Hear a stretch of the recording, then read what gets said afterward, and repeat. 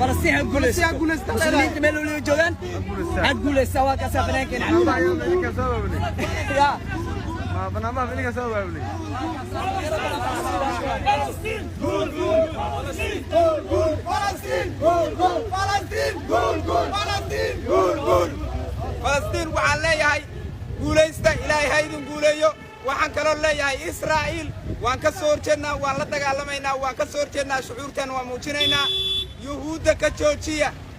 ka joojiya muslimka baad ku haysta muslimiintana waxaan leeyahay ka